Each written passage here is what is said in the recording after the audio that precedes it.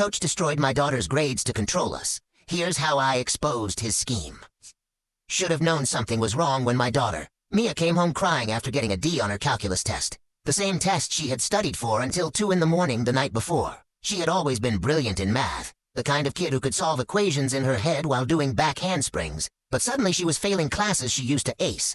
Let me back up and give you the full picture. My name is Sarah, and I am a single mother working double shifts as an ER nurse to keep my 15-year-old daughter's Olympic gymnastics dreams alive. 3 years ago, when Mia was 12, we moved across the state so she could train at elite performance gymnastics under Coach Viktor Petrov, a former Olympic coach from Bulgaria who had trained multiple national champions. The monthly fees at EPG were $3,000, which meant I was working 60 to 70 hours a week and had mortgaged our little house to the hilt. But watching Mia fly through the air with perfect form, seeing her face light up when she nailed a difficult routine, it all felt worth it. She was ranked 3rd in the state for her age group, and college scouts were already starting to ask about her. Victor was demanding, sure, but that is what made champions. At least, that is what I told myself when I watched him make girls do routines until their hands bled, or when he would scream at them in his thick accent that they were lazy and worthless. Mia never complained, so I figured she could handle it. The first red flag should have been when Victor started requiring parents to give him copies of report cards. He claimed it was to monitor academic eligibility for competitions, but something about the way he studied those grades with that calculating look in his dark eyes made my skin crawl. Still, Mia was pulling straight A's at the time, so I handed over her transcripts without question. Then came the incident that should have opened my eyes completely.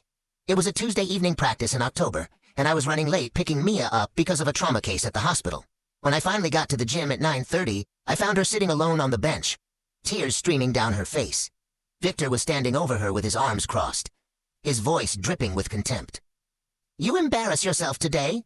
Mia, you embarrass your mother who worked so hard for you, and you embarrass me. Maybe you are not champion material after all." I rushed over and demanded to know what had happened. Mia had apparently questioned why Victor made the girls practice their floor routines on a mat with a loose corner that had already caused 2 injuries that week. She had suggested maybe they should fix it before someone got seriously hurt. "Your daughter thinks she knows better than Coach with 20 years' experience," Victor said to me, his smile cold and sharp. "Maybe she should focus more on training and less on making suggestions." That night, I held Mia while she sobbed and told me she was scared of Victor, but did not want to let me down after everything I had sacrificed. I should have pulled her out right then. But I was thinking about the $45,000 we had already invested, about the mortgage payments, about her ranking and her future. Instead, I made the mistake of scheduling a meeting with Victor to discuss his training methods. The meeting took place in his office the following week, with its walls covered in photos of his former athletes holding medals and trophies. Victor listened to my concerns with a polite smile that never reached his eyes. "Sarah, I understand you are a protective mother," he said, leaning back in his chair. "But Mia is at critical stage in her development. She needs discipline, structure. If you coddle her now, she will never reach her potential." I explained that I was not asking him to coddle her, just to treat her with basic human dignity and consideration for her safety. His smile faded. "I see. You think you know better than Olympic coach how to train athletes. Perhaps Mia gets this attitude from her mother." The temperature in the room seemed to drop 10 degrees. "I am not questioning your expertise, Victor. I am asking you to treat my daughter with respect." He stood up, signaling the meeting was over. "Respect is earned, Sarah, in gym and in life. Mia will learn this one way or another." I left that meeting with a sick feeling in my stomach, but I convinced myself I was overreacting. Victor was intense, but he got results. Mia would just have to toughen up. Then her grades started falling. It started gradually. A B+ on a history essay she had worked on for weeks. A C on a chemistry exam she swore she had aced. Then came the D on that calculus test, followed by more Ds and even an F on an English paper that her teacher claimed was clearly not her own work. Mia was devastated and confused. She had always been a straight-A student, the kind of kid who did homework during breaks at gym practice and stayed up late reviewing notes. She insisted she was studying just as hard as always, but her grades kept plummeting. I scheduled meetings with her teachers, hoping to get to the bottom of what was happening. The responses I got were bizarrely similar and vague. Mrs. Henderson, her English teacher, kept insisting that Mia seemed distracted and unfocused, despite the fact that Mia had never had behavior problems before. Mr. Rodriguez, her calculus teacher, claimed she was clearly struggling with the material, even though she had been recommended for advanced placement math the year before. Most frustrating was Ms. Kim, her chemistry teacher, who told me that Mia's test answers showed she was not grasping fundamental concepts, but could not give me specific examples when I pressed for details. The worst part was watching what this was doing to Mia. She had always been confident and outgoing, but she started becoming withdrawn and anxious. She would spend hours rereading her textbooks, convinced she was missing something obvious. She started having panic attacks before tests, certain she was going to fail no matter how much she studied. Her gymnastics performance began suffering too. She was distracted during routines, shaky on skills she had mastered years ago. Victor's response was to push her even harder, adding extra hours to her training and making increasingly cruel comments about her lack of focus. "Perhaps Mia's brain is too small for both school and gymnastics," he announced loudly during practice one day, making sure all the other girls could hear. "Maybe she should choose one or the other." That is when I knew something was seriously wrong. Mia had always been able to balance academics and athletics beautifully. The idea that she was suddenly failing at both made no sense. I started paying closer attention to the other girls at the gym and their parents. That is when I noticed something odd. Sophia, who I knew struggled with reading and had been in remedial classes the year before, was apparently now pulling straight A's and being considered for advanced placement courses. Emma, who had always been average academically, was suddenly on the honor roll every semester. But there were other girls, like Mia, whose grades seemed to have inexplicably tanked. Girls whose parents had, like me, raised concerns about Victor's methods or asked too many questions about his training techniques. The pattern was becoming clear, but I still could not figure out how it was happening. The breakthrough came during a chance encounter at the grocery store in February. I ran into Jessica Parks, whose daughter Madison had trained at EPG the year before. I had always wondered why Madison had left the gym so suddenly, especially since she had been one of Victor's top athletes. "Sarah," Jessica said, looking around nervously as if she was worried someone might overhear us. "How is Mia doing at school this year?" I told her about the grade situation and Jessica's face went pale. "Oh my God, it happened to Madison too. Her grades completely collapsed after I complained about Victor making her train on a sprained ankle." Jessica explained that Madison's grades had dropped so dramatically that she lost her eligibility for competitions and eventually had to quit gymnastics altogether to focus on bringing her GPA back up. They had moved Madison to a different school district, and mysteriously, her grades had immediately returned to normal. "I never could prove anything," Jessica whispered, "but I always suspected Victor had something to do with it. There were just too many coincidences." That conversation was the missing puzzle piece I needed. Victor was not just controlling his athletes through physical and emotional manipulation, he was somehow controlling their academic records too. I started doing my own investigation. I requested copies of all of Mia's tests and assignments from her teachers, and when I compared them to her study notes and practice work, the inconsistencies were glaring. Her test answers were marked wrong even when they were clearly correct. Essays were marked down for grammar issues that did not exist. Math problems were marked incorrect with no explanation of where she had made mistakes. But the real breakthrough came when I decided to record a conversation with Victor. I requested another meeting under the pretense of discussing Mia's training schedule for the upcoming season. I hid my phone in my purse and hit record before walking into his office. "Victor, I am concerned about Mia's academic performance affecting her gymnastics eligibility," I said, playing the role of the worried but compliant parent. He leaned back in his chair with that familiar cold smile. "Ah yes, Mia's grades. Very disappointing. Perhaps she is not as smart as we thought. Is there anything you think might help? Maybe if she had more time to study, fewer training hours?" Victor's laugh was harsh. Sarah, you still do not understand. Mia's problem is not time management. Her problem is attitude. She questions authority, she makes suggestions she has no business making. Until she learns proper respect, her struggles will continue." I felt my blood run cold, but I forced myself to keep the conversation going. "What do you mean her struggles will continue?" "Smart girls learn quickly that life is easier when they follow rules and show proper appreciation for those who help them succeed. Mia will learn this lesson one way or another." The veiled threat was clear, but I needed more concrete evidence. Over the next few weeks I started hanging around the school more, volunteering for events and observing interactions between teachers and students. That is when I witnessed the conversation that broke everything. Wide open, I was delivering forgotten lunch money to Mia when I passed by Mr. Rodriguez's classroom and heard Victor's distinctive accent coming from inside.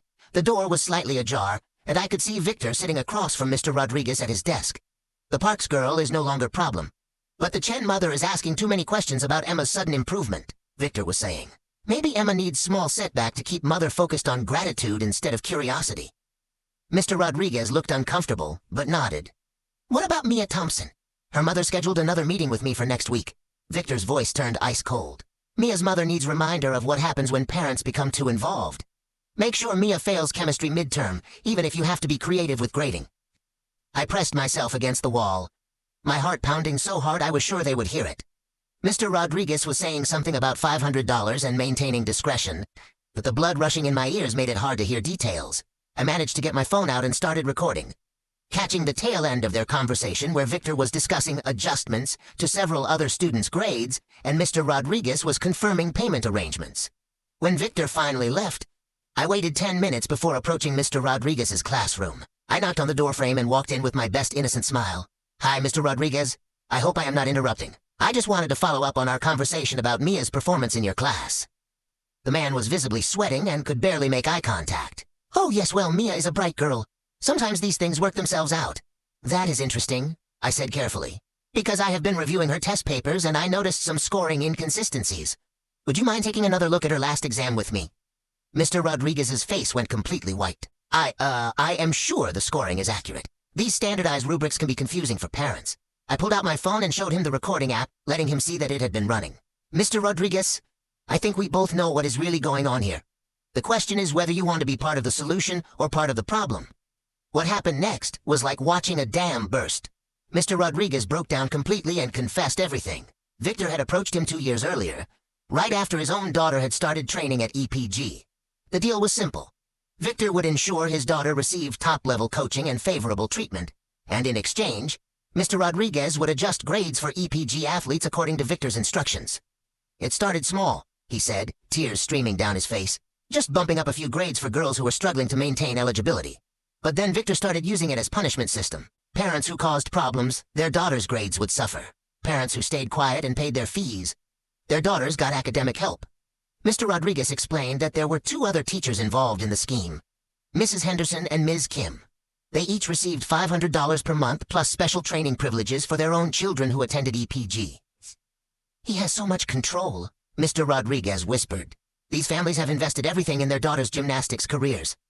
When grades start falling, they panic and become more compliant. They stop asking questions, they pay increased fees without complaint. They accept whatever Victor says because they are terrified of losing everything." I felt sick thinking about how perfectly Victor had manipulated all of us.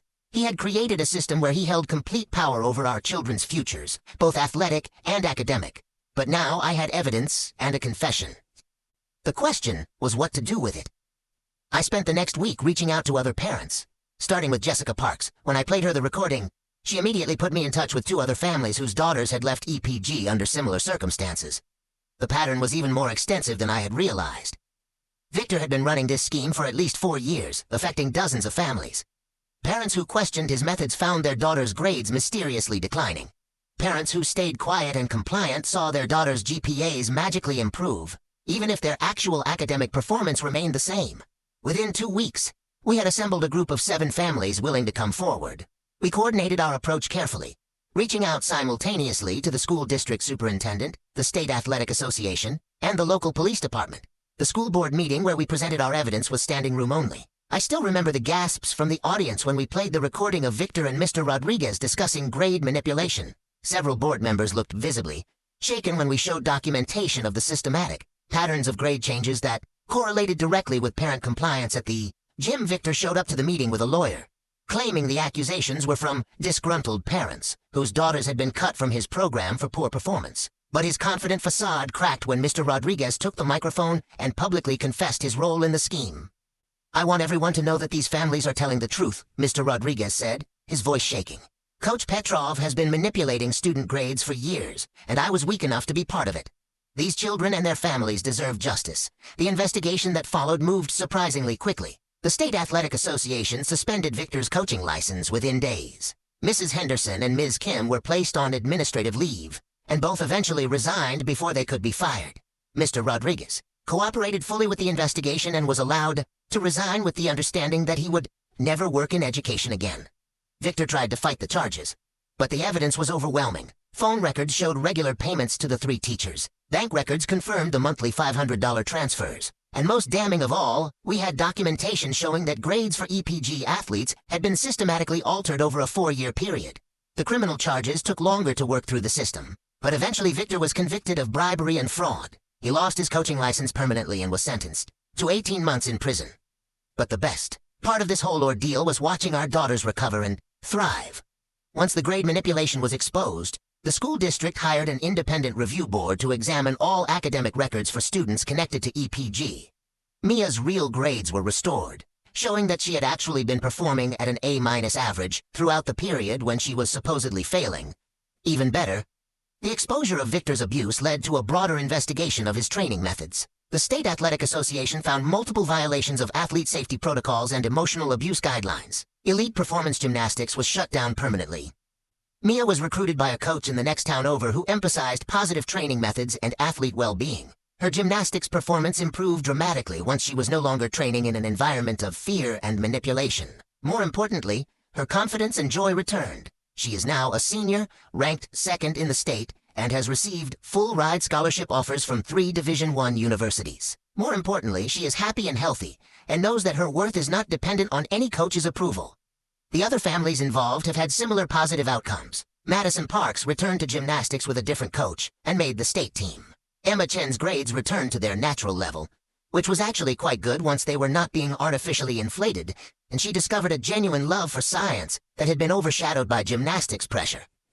As for me, I learned some hard lessons about advocating for my child and trusting my instincts. I should have pulled Mia out of that toxic environment the first time Victor showed his true colors. I should have questioned those falling grades sooner and pushed harder for answers from her teachers. But I also learned that even when you feel powerless against someone who seems to have all the authority, there are always ways to fight back if you are willing to dig for the truth and work with others who share your concerns. The financial cost of this whole ordeal was significant. We lost the $45,000 we had already paid to EPG, and I am still paying off the mortgage we took out to cover those fees. But watching Mia flourish in her new gym environment, seeing her confidence return and her academic performance soar, it was worth every penny. Victor probably thought he was untouchable. That desperate parents would never risk their children's athletic futures to challenge his authority. He underestimated the power of mothers who are willing to fight for their children's well-being and futures. Sometimes the system works exactly like it should. Sometimes the bad guys actually face consequences for their actions. And sometimes justice tastes even sweeter because it took so long to achieve. Mia will graduate in a few months and head off to college on that full-ride scholarship. And I could not be more proud of the strong, confident young woman she has become. She learned that standing up for what is right, even when it is scary and difficult, is always worth it in the end. And me, I learned to trust my gut and never let anyone convince me that abuse is the price of excellence. Excellence should lift people up, not tear them down. Real champions are built through support and encouragement, not fear and manipulation. That is a lesson I will carry with me for the rest of my life.